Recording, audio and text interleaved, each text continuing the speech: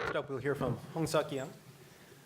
He is joining us now from KAIST, previously at Oxford, correct? Yes. And he'll be talking to us about reparameterization gradient. Yeah.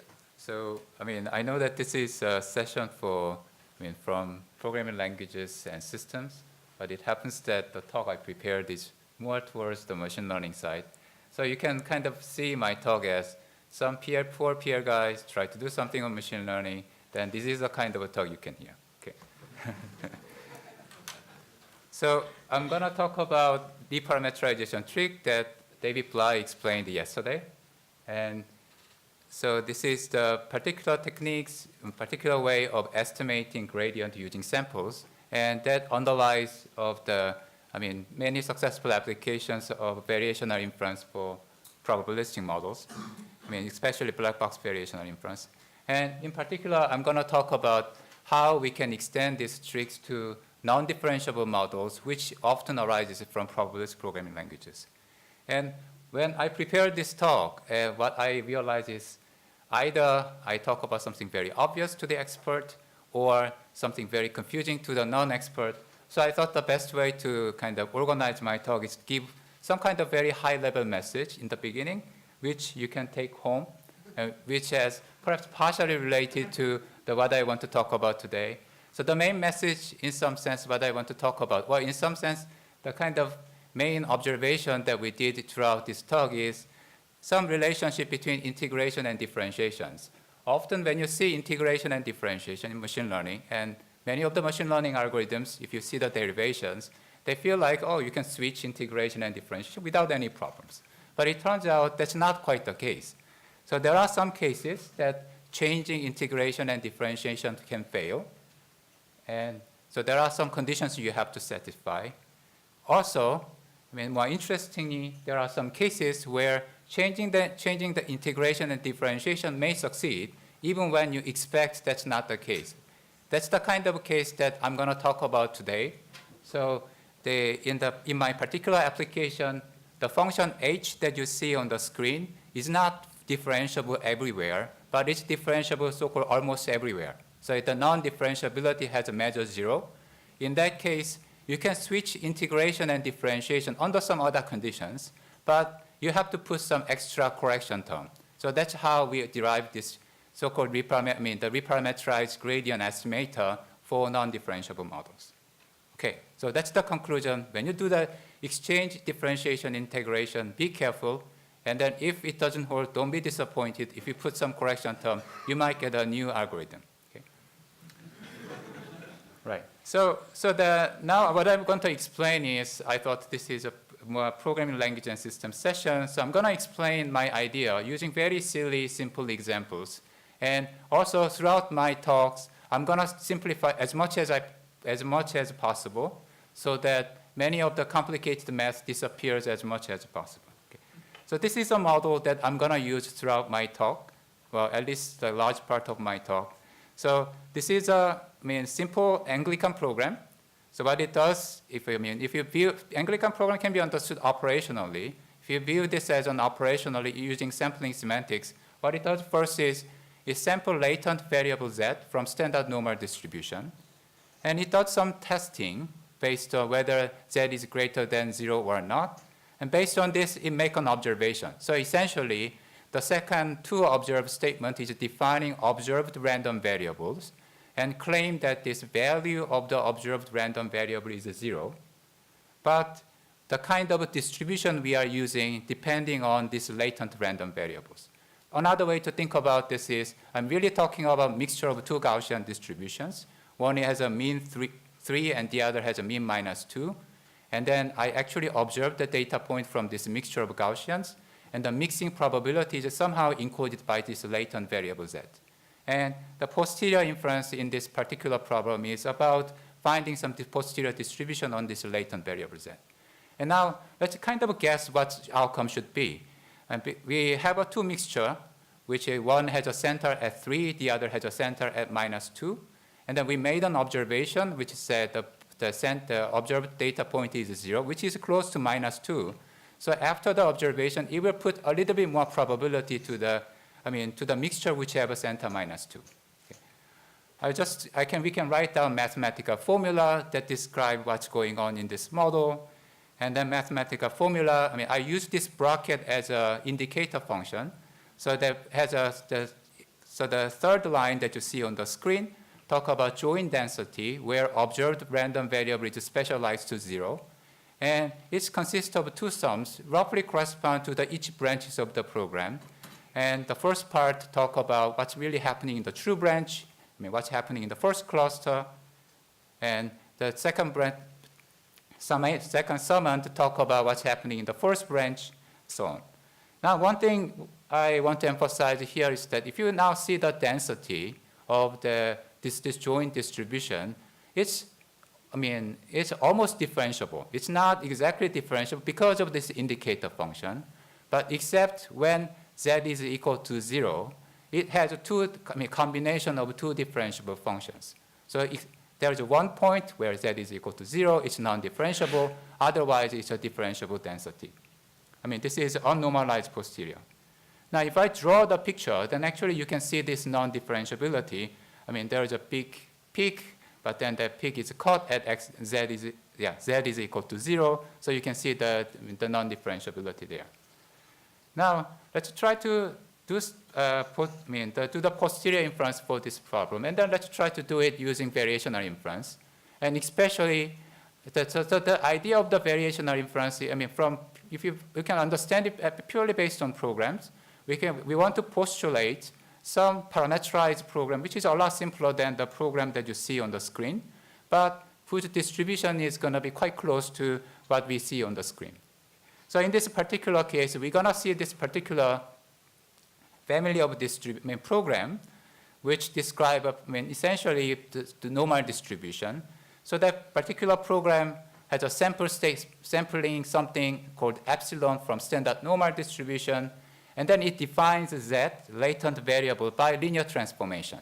So it just adds some parameter theta to define z and return z. So it's saying that z is distributed from normal distribution whose mean is theta and the standard deviation is 1.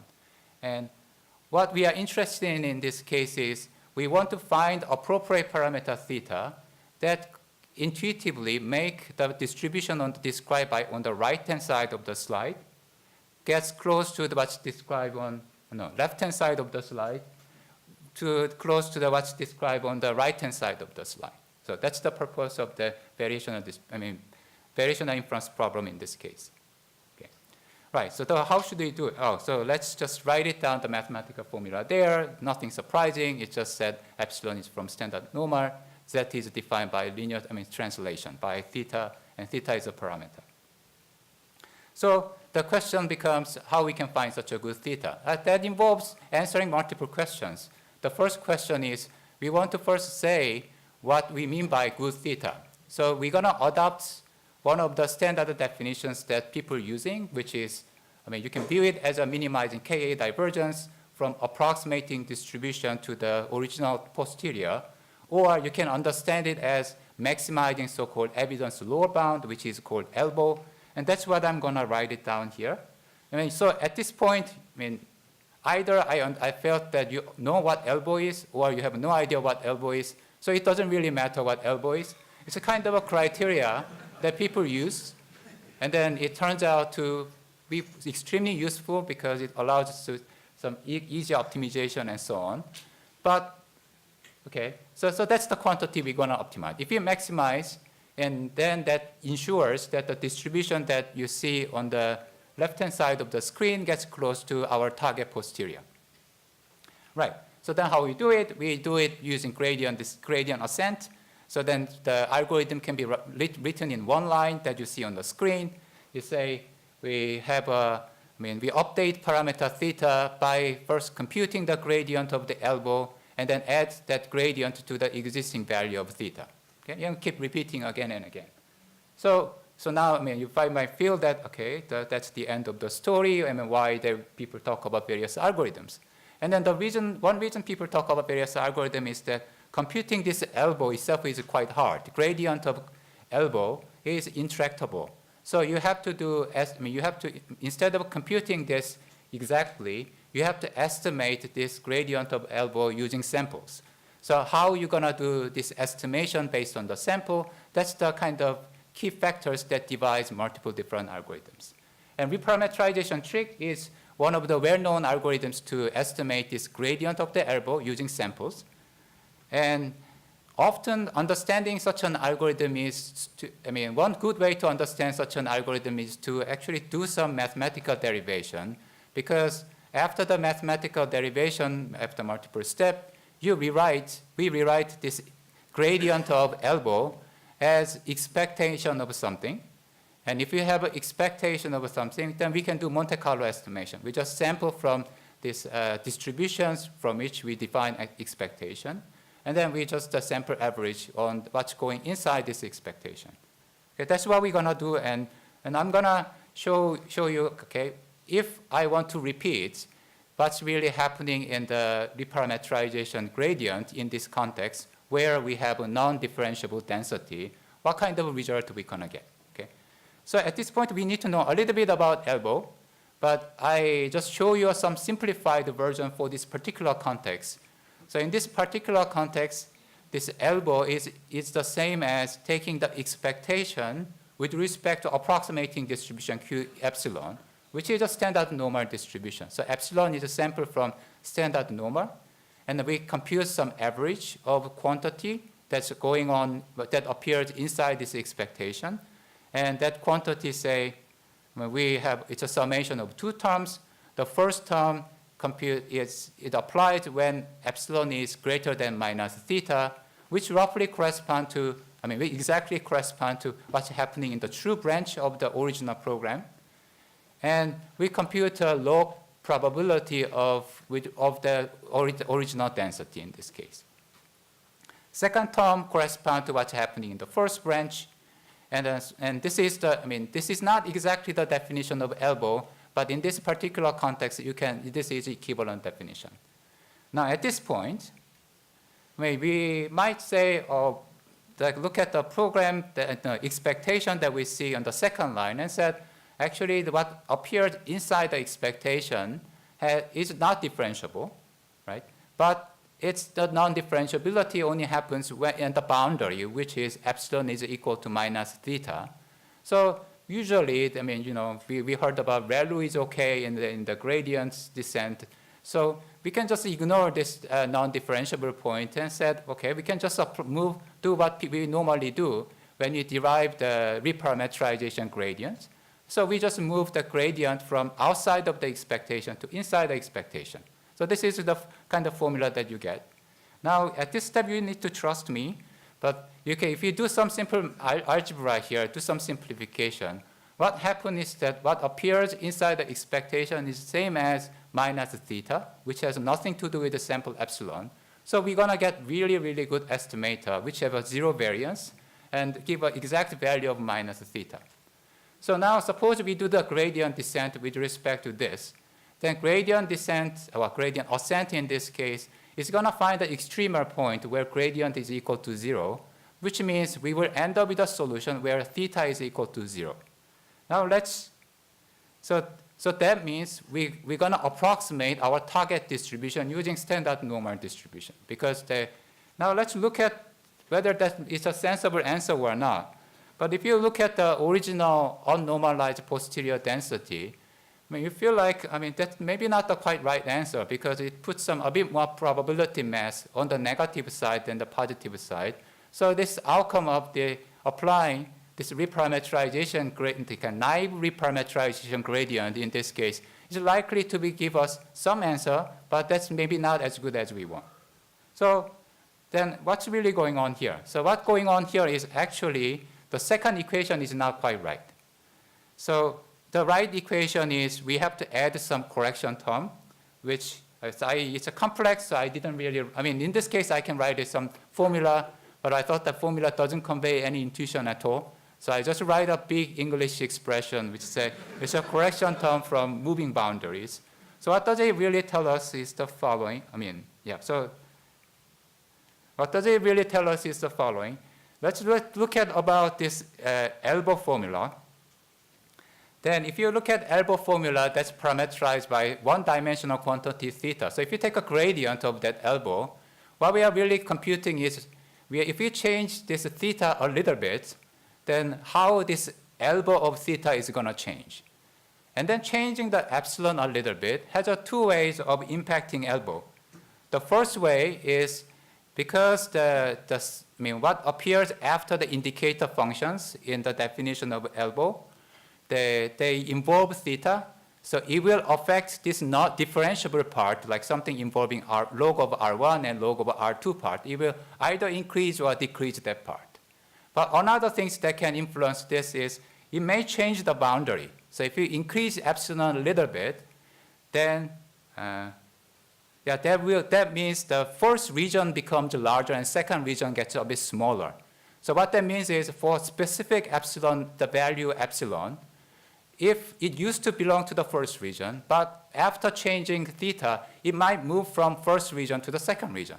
So this boundary is moving, and because each boundary we are using different functions to evaluate its score, this changing boundary has an impact. So the right formula that we have to use is adding this correction term.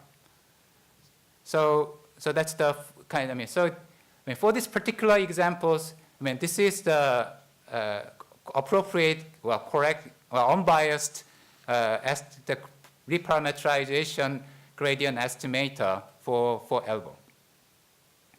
Okay. So we can use these things in the general case, which I will going to explain if I have a time. But let me just point out some experimental result which shows that, for some cases it gives some reasonably good result. So this is we implemented these things and then applied it to three different models which have a non-differentiability that originally comes from discrete random variables, but in our encoding, they came from if-then-else statement. So this model has around 80 if-then-else statements, but then you see that this red line is the optimized elbow according to our algorithms, which have this correction term. This blue line is the optimization done using naive reparameterization, which is biased estimator. And you can see that there is some difference between the two. And score estimator is something that doesn't exploit any this derivative information. So that can be applied almost, quite often, including the older cases I'm talking about. But it has a high variance, so the outcome is not very good. And for some other example, influenza example, which have about 40 if-then-else statements, then this bias of the reparameterization doesn't affect anything, but it's our estimate, which does a little bit more computation, it's about like twice or 50% more computation with recent optimizations. It gives about the same result. Okay, so that's in some sense like a second conclusion of my talks.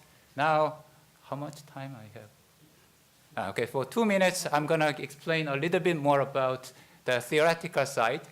So I gave some more formal derivations, but I think the only thing I want to say in the more formal derivation is this correction terms that we have, it actually becomes a surface integral because it's about the boundary between this the non-differentiable regions. So it becomes a surface integral. Usually computing the surface integral is not very easy, but if it's an affine surface, these boundaries are all affine, then there is an easy way to estimate this surface integral. And then the one last bit before I want to mention is actually the way we derive our estimator, the unbiased, the reparameterization gradient estimator for non-differentiable model is based on, during this derivation we use two tricks. The first one is there is a very generic result that tells us when we can change integration and differentiation, and especially the domain of the integration may depending on the variable that we are applying differentiations. We are differentiating. So in that case, we have to just apply. We have to do the usual things, but also we have to do some extra stuff, extra correction term.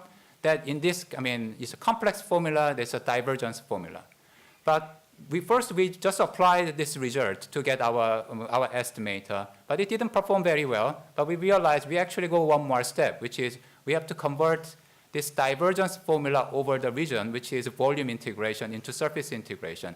I mean, that using the so-called divergence theorem.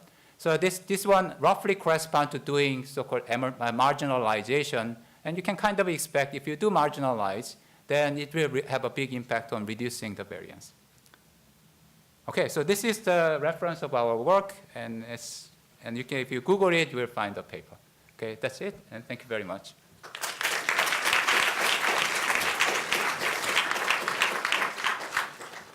Any questions? We have time for one. All right, use the mic. This looks a little bit like Fatou's lemma with the correction term. Is that related to that in any way, or not? So the Fatou lemma and then what is it, dominated convergence theorem and so on, these are the kind of things you have to worry about. But I think the particular theorems that we use is a bit different flavor. So, okay, thank you.